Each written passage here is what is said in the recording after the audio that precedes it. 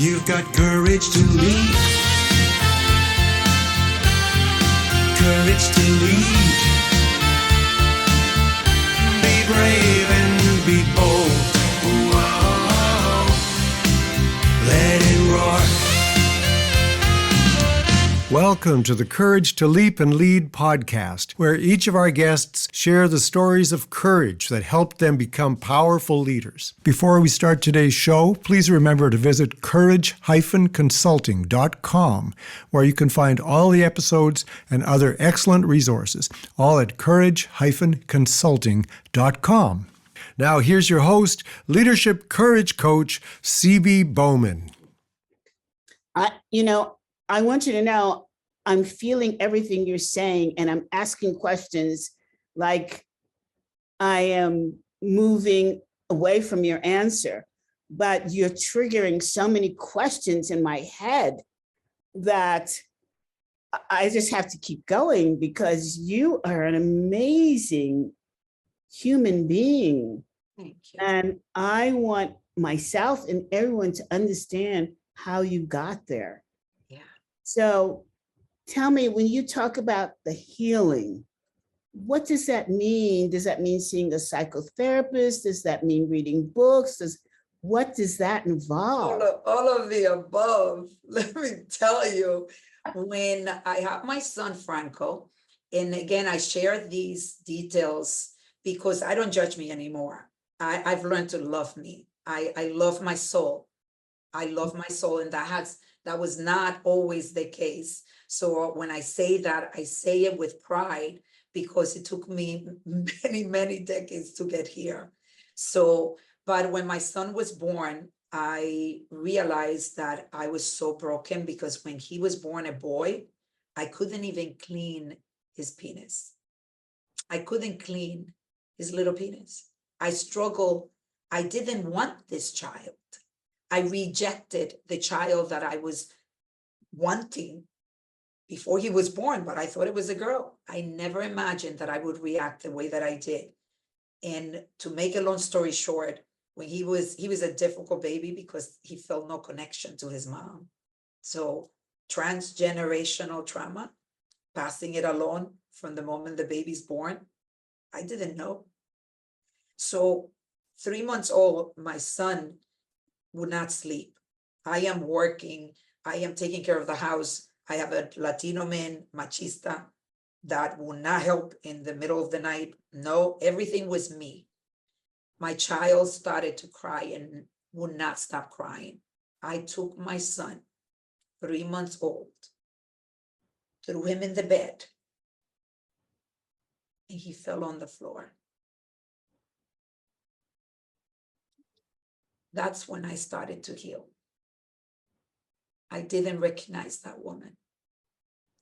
And do you know how many parents, when I tell that story, start crying because they've done something similar, but they never told a soul?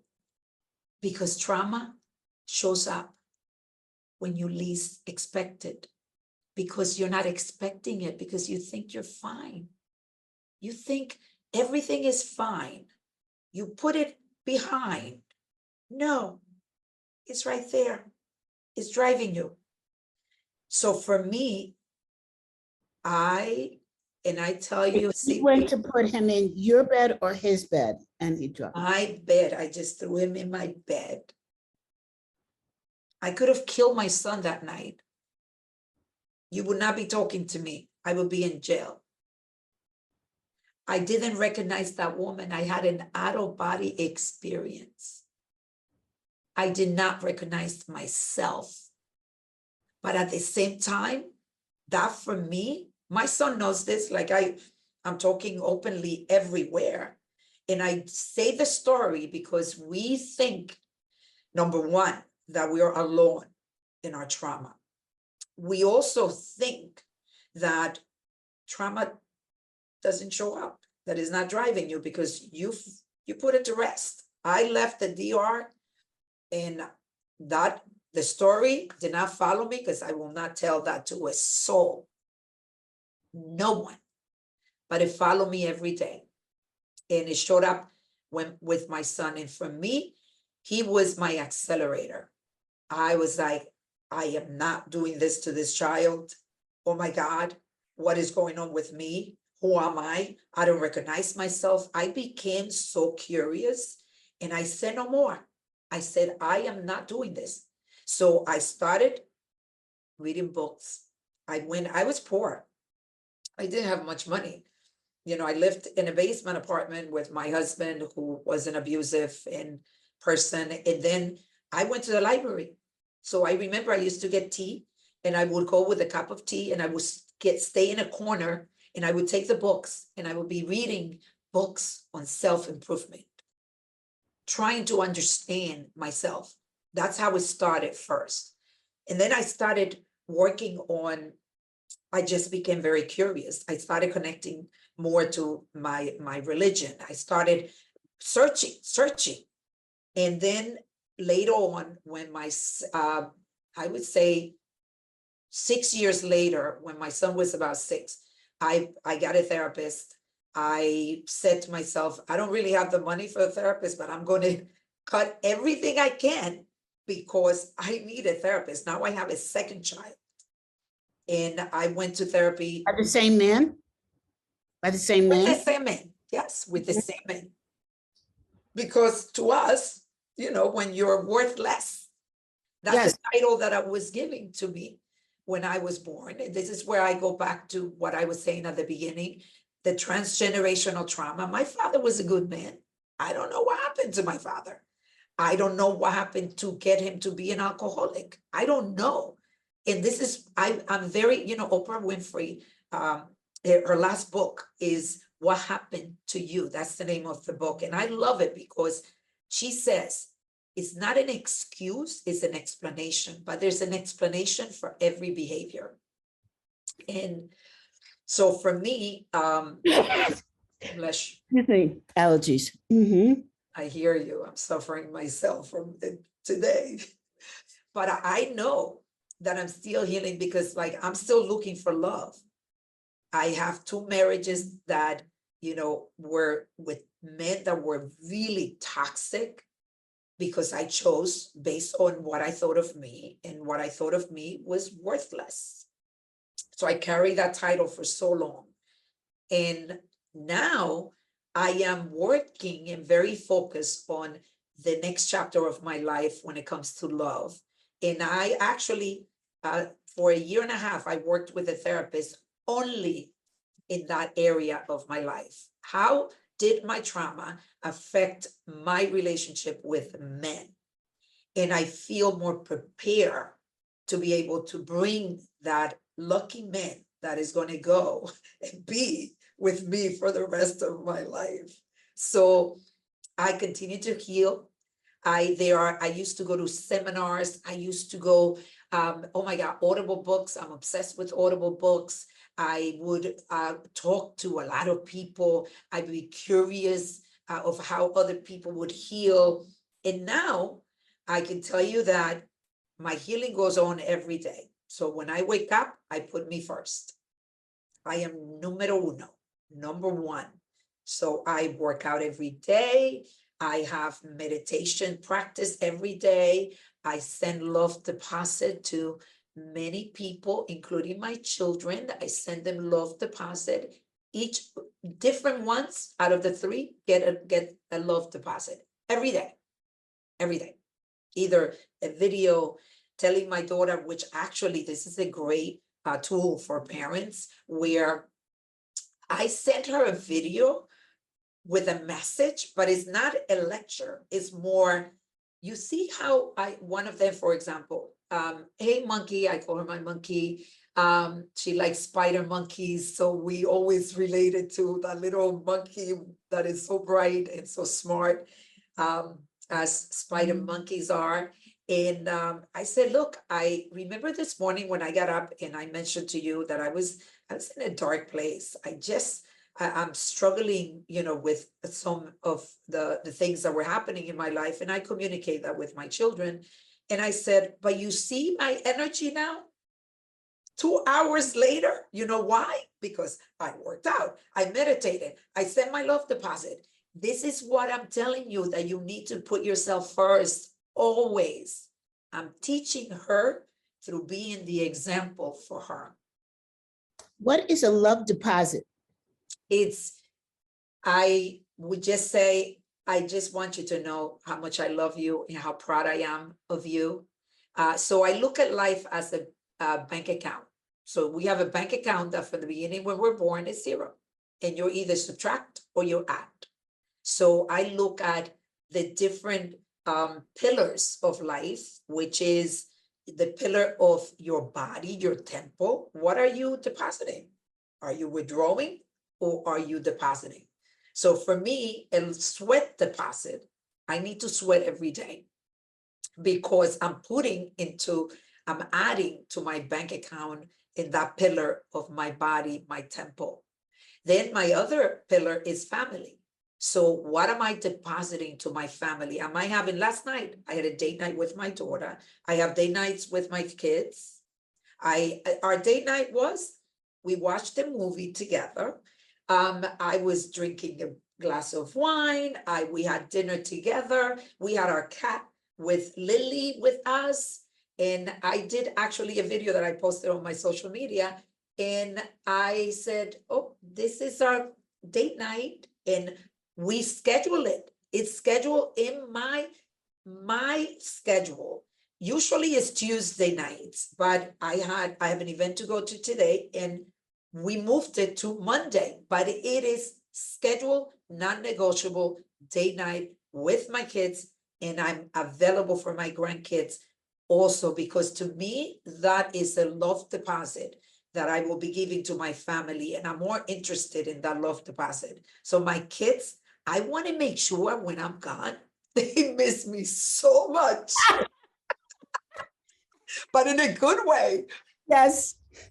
Yeah, and my kids say that, like, Mom, my daughter says, I need to spend more time with you because you're getting old, Mom. And she's like, this is last week. Think I might kill her, but go ahead. But you know what? Realistically, I'm going to be 60 and I understand what she's saying. She's like, I just need to spend so much time with you before you get too old because I love you so much. And I just want to continue to learn from you, Mom. This is my 60-year-old. So I must be doing something right.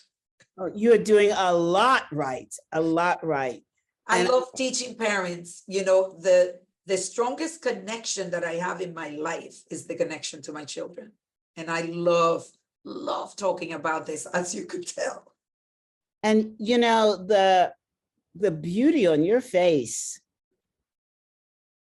I can't even describe it. It's like your face radiates rays like a sun. Light. What you see, Stevie, I'm being told all the time about the light that they see in me. And I've gotten so in touch with my soul. I've gotten so in touch with my light. I don't judge me. I don't have these conversations of where I'm beating myself up. Always, from the minute that I would wake up, I used to do this. Done. I want to just go back a minute before we run out of time. From the time that you got out of the hospital, or let's even take it further up, from the time your mom had to leave to come back to America to your first marriage, what happened in your life? Were you just locked in a closet or what happened? So we moved to another town where nobody knew me. Right, because I remember you said you felt shunned. Yeah, so that was for me a lifesaver because I now don't need to talk about this. So I didn't talk about what happened to me to anybody, except my mom did end up talking to one of the neighbors because she was in the United States and she talked to him to protect me and know that the man was out in 3 months. He went to jail for 3 months and he was out. So, but aside from him, nobody knew who I was. And then I went to school and I started to live life, you know, my brothers. I love being with my brothers, and Paula was taking care of us. So things got gradually better. So I thought, I was always very sad though. I remember, this is why I do the work with the movement, Yo Digo No Más, I Say No More, of protecting the innocence of the children, because when that light gets dimmed or turned off, you lose that wow factor. When you lose the wow factor as a child, you lost part of your creativity. I truly believe that God gave us that space to be able to connect and get creative with our purpose, our mission, just learn about life.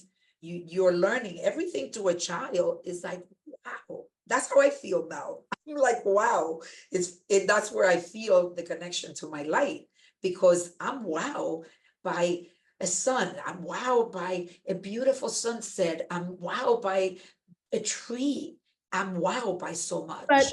But my question is, as you are able to take your emotions and manage your emotions in your new move,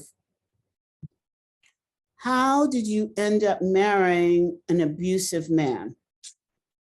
Yeah, I met him when I was 15 years old in the Dominican Republic. He came from the United States one day, and the father his father was the man that was the neighbor that my mom had talked to about what happened to me.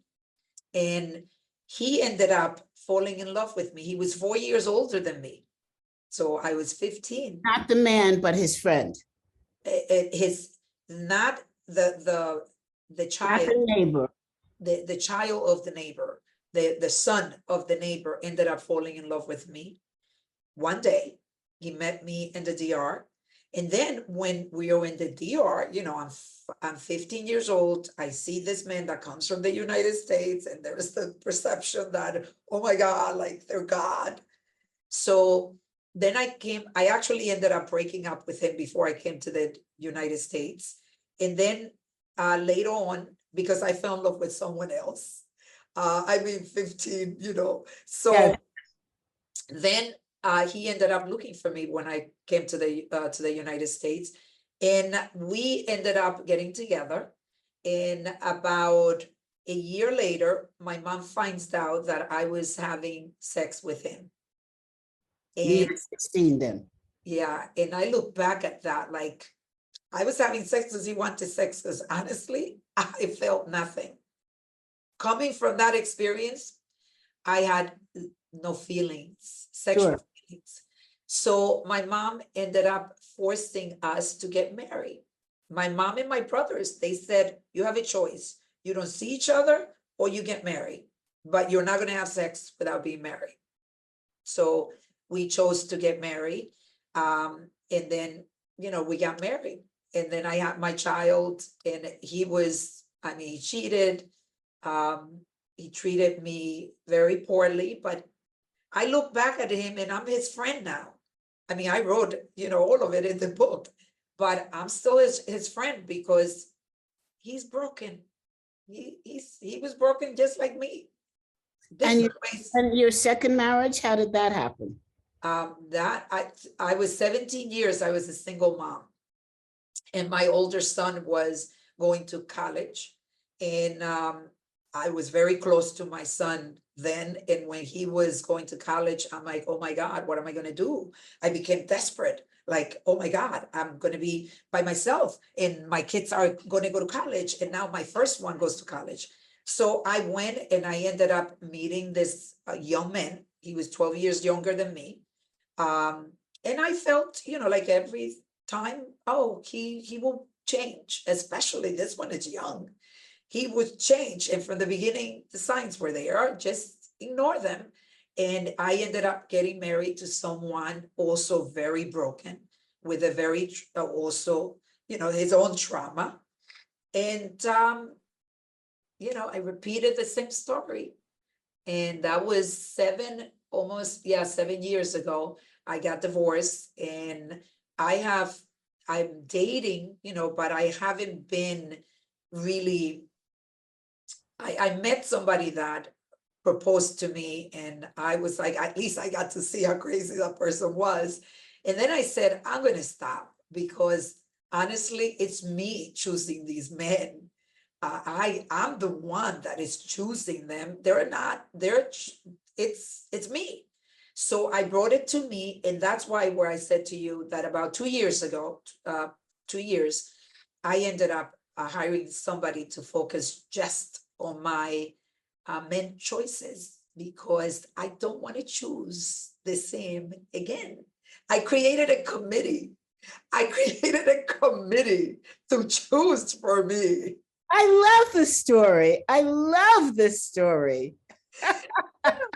And my kids are in the committee. So I have few friends. My business partner is in the committee. And if the committee says no, even if I want, I will not see that person again. I love this story. Hey, I know you have to run, and I promise you, you would not be late for your next meeting. But you have to promise me, young lady, that you come back and tell us the next phase of what the committee chooses and what their criteria is. So this is an ongoing story. We're going to just follow you. Thank you so much for giving me the opportunity to continue to do the work of impacting millions of people, because that's my goal before I leave. Like, I really want to, and I share in my book all this healing journey for me. Show us your book. And you know what? Let's bring you back to talk about, oh, it's fabulous. And this is me. I love your new haircut, though. Thank you. Yeah, I like it better. This is me looking at my little girl. This is Jackie. Oh. Maria saying, look where I got you. Wow. Okay, so you have to come back on to talk about your actual work and about the guys that that you're going to follow. So we have to do part 2 and part 3. Thank you so much. It's been fun doing this with you. It has been so eye-awakening. I've learned so much listening to you. I won't say I'm going to start meditating, and I will say that I will get back to playing pickleball. Good. Go get your sweat deposits. Exactly. Well, audience, I hope you have learned so much. And I hate to use the word enjoy, but I'll tell you what, talking to Maria, you have to have enjoyed this conversation, because we've learned so much. And the way that she presents, it's not a pity movement. It's a strength movement.